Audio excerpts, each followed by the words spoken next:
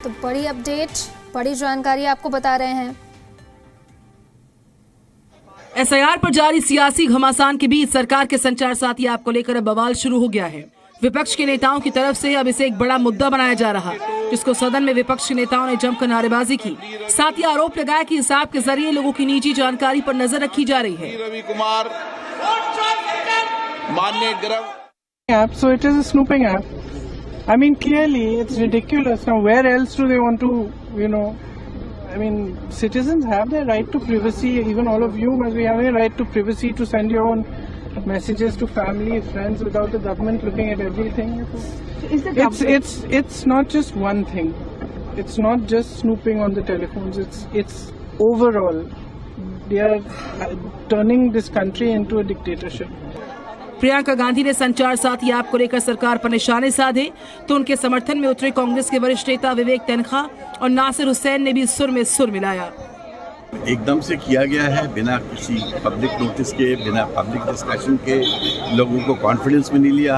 अगर आप कोई प्राइवेट इन्वेजन करना चाहते हो into the lives of people, आपको उनको इसमें लोगों को कॉन्फिडेंस में लेना चाहिए, उनको पहले से इन्फॉर्म करना चाहिए। स्नूपिंग ऐप है, सरकार सबके जिंदगियों में झांकने की कोशिश कर रही है। एक dictatorship type of government create करना चाह रही है, एक बनाना रिपब्लिक क्रिएट करना चाह रही है, सबके जिंदगियों को कंट्रोल करने की कोशिश कर रही है। ये अपोजिशन होने नहीं चाहिए। आपको बता दें 28 नवंबर को सरकार ने आदेश जारी किया था कि सभी मोबाइल कंपनीज को अपने फोन में संचार साथी ऐप इंस्टॉल करना जरूरी है और इसे डिलीट नहीं किया जा सकेगा। तो वहीं अब सरकार के इस आदेश को लेकर सियासत गर्मा गई है।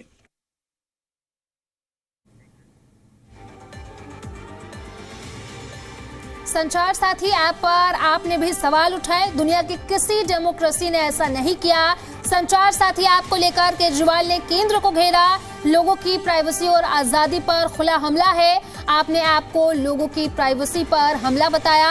अभिव्यक्ति की आजादी पर भी हमला बताया गया आपकी तरफ से। आपने भी ऐप के जरिए जासूसी का आरोप लगाया। तो बड़ी जानकारी आपको बता रहे हैं। संचार साथी ऐप को लेकर के आपने भी सवाल उठाए। आपकी तरफ से कहा गया कि दुनिया की किसी डेमोक्रेसी ने ऐसा नहीं किया। संचार साथी ऐप को लेकर केजरीवाल ने केंद्र को घेरा।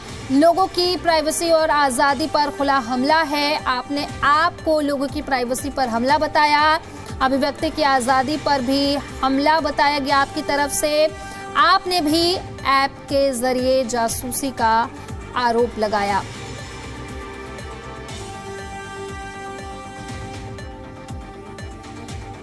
भारत के लोकतंत्र में किसी भी व्यक्ति की अभिव्यक्ति पे, उसकी आज़ादी पे, उसकी स्वतंत्रता पे हमला है।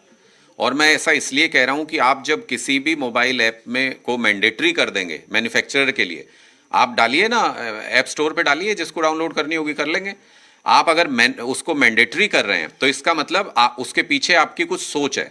और वो सोच क्या है उसकी मैं देख रहा था सारी कि जो परमिशंस उस ऐप में ली जा रही है, उससे तो आप पूरी जासूसी कर सकते हो किसी भी व्यक्ति की। इसका मतलब साफ साफ ये है कि सरकार की नीयत में खोट है। तो उसके बाद इस तरीके के आदेश का आना ये साफ बताता है कि ये लोकतंत्र में यकीन नहीं करते, ये डिक्टेटरशिप में यकीन करते हैं और उसी तरीके से लोगों को प्रभावित करना चाहते हैं, उनके ऊपर दबाव बनाना चाहते हैं, उनकी निजी जिंदगियों में झांकना चाहते हैं। ये भारतीय जनता पार्टी की आदत बनता जा रहा है।